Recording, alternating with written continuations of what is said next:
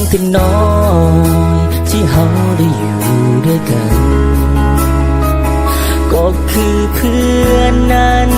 ที่อยู่ร่วมกันเรื่อยมาตั้งแต่ตอนได้เข้าห้องเรียนอยู่ประถมมัธยมศึกษาช่วงวันเวลามันมีค่าเหนือคำบรรยายพอถึงวันที่เฮาต้องห่างกันไปสู่มหาลัยเพื่อไปตามหาความฝันไปหำเฮียนเอาวิชาความรู้นำสู่ชีวิตดังหวังต้องมาแยกทางเพื่อไปสร้างความฝันให้เป็นจริงคำว่าเพื่อนคำนี้บอกเคยจืดจางทั้งด้านคน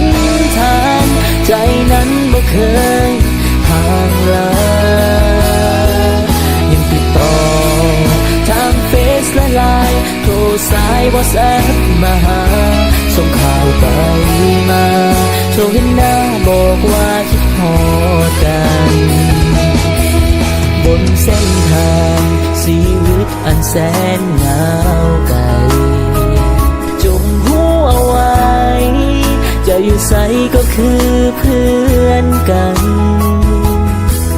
คำสั้นๆคำนี้คำเดียวมูลเสียวความหมายสำคัญตั้งแต่วันนั้นถึงปัจจุบันเพื่อนกันบ่เปลี่ยนแปล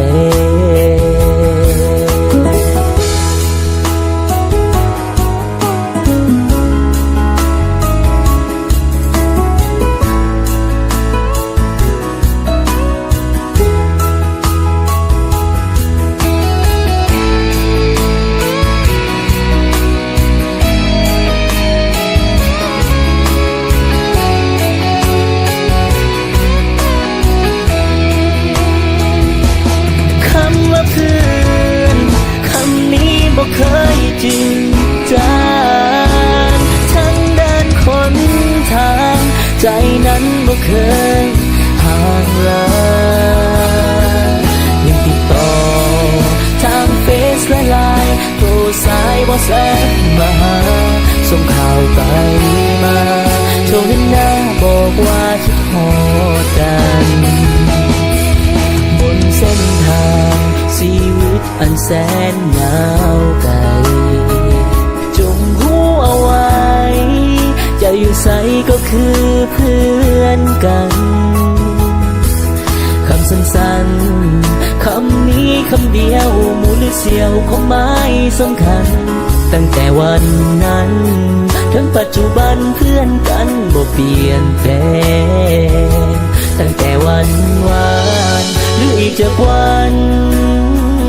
เฮาเพื่อนกันตลอดไป